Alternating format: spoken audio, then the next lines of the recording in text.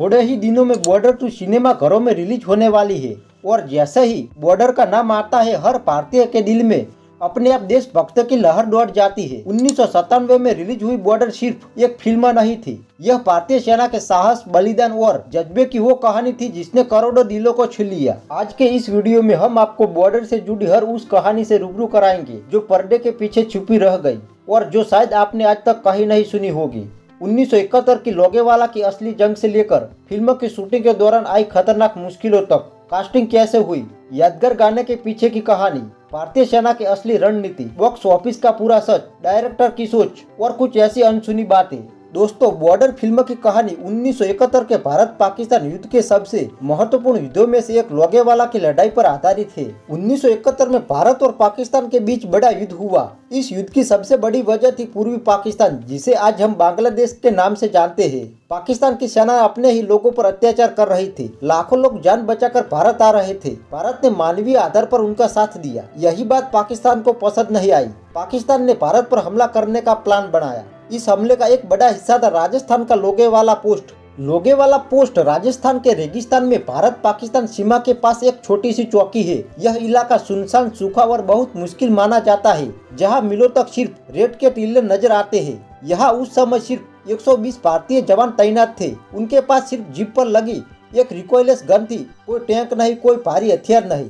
वहीं दूसरी तरफ पाकिस्तान की तरफ से करीब 2000 सैनिक, 45 से ज्यादा टैंक, भारी हथियार, यानी ताकत में बहुत बड़ा फर्क। पाकिस्तान को लगा कि यह पोस्ट आसानी से जीत ली जाएंगी, लेकिन उन्हें अंदाजा नहीं था कि सामने भारतीय सैनिक खड़े हैं। 4 दिसंबर 1971 की रात करीब 12:30 बजे पाकिस्तानी सेना ने लोगेवाला पोस्ट पर भारी हमला किया। मेजर कुलदीप सिंह चांदपुरी, जो उस समय लोगेवाला पोस्ट के कमांडिंग ऑफिसर थे, उन्हें एक महत्वपूर्ण निर्णय लेना था। उनके सामने 2 विकल्प थे, पीछे हटना और पोस्ट खाली करना, या डटे रहना और लड़ना। मेजर चांदपुरी ने फैसला किया, हम यही रुकेंगे और लड़ेंगे। उन्होंने अपनी बटालियन कमांडर को रेडियो पर कहा, हम यहाँ से नहीं हटेंगे चाहे कुछ भी हो जाए। रात के अंधेरे में भारतीय जवानों ने अपनी रणनीति बनाई। उन्होंने समझ लिया कि अगर वे सुबह तक डटे रहे तो भारतीय वायुसेना की मदद आ सकती है। पाकिस्तानी टैंक रेगिस्तान की रेती में फंसने लगे। रात का अंधेरा था, जिससे उनकी गति धीमी हो गई। भारतीय जवानों ने एक एक करके पाकिस्तानी टैंक को निशाना बनाना शुरू किया। जैसे ही सुबह हुई, भारतीय वायुसेना के हंटर एयरक्राफ्ट और फाइटर जेट्स ने हमला किया।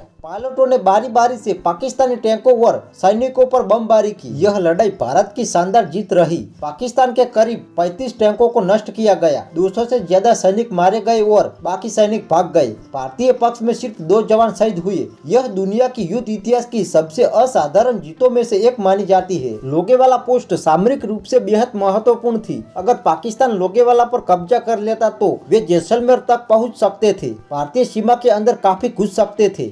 राजस्थान सेक्टर में भारत की रक्षा कमजोर हो जाती, इसीलिए लोगेवाला को बचाना बेहद जरूरी था। पाकिस्तान की रणनीति यह थी कि वे राजस्थान और पंजाब पर भारी हमला करे ताकि भारत की सेना बांग्लादेश से ध्यान हटा दे। लेकिन भारतीय सेना ने दोनों मोर्चों पर शानदार तरीके से लड़ाई लड़ी। 16 दिसंबर 1971 को सिर्फ 13 दिनों में पाकिस्तान की पूर्वी कमांड ने ढाका में आत्मसमर्पण कर दिया। करीब 93,000 पाकिस्तानी सैनिकों ने भारतीय सेना के सामने हथियार डाल दिए। बांग्लादेश एक स्वतंत्र देश बना। यह आधुनिक युद्ध इतिहास में सबसे तेज और सबसे निर्णायक जीत में से एक थी। बॉर्डर फिल्म में सनी देओल ने जो किरदार निभाया है वह असली जीवन के मेजर कुलदीप सिंह चांदपुरी पर आधारित था।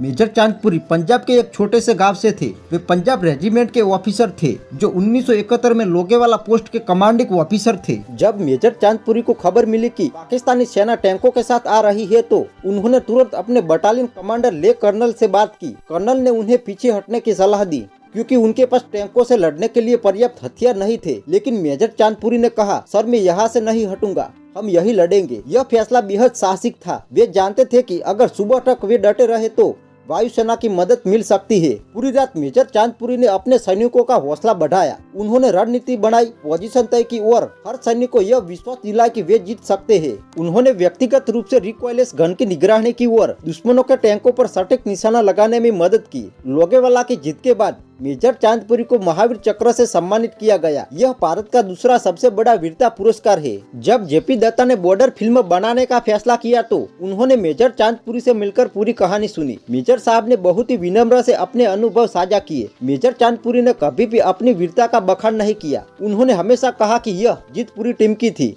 सिर्फ उनकी नहीं, फिल्म की शूटिंग के दौरान सनी देओल ने मेजर चांदपुरी से मिलकर उनके व्यक्तिगत को समझा और किरदार को जीवंत बनाया। मेजर कुलदीप सिंह चांदपुरी का निधन 17 नवंबर 2018 को हुआ। वे 78 वर्ष के थे। उनकी मृत्यु पर पूरे देश ने श्रद्धांजलि दी।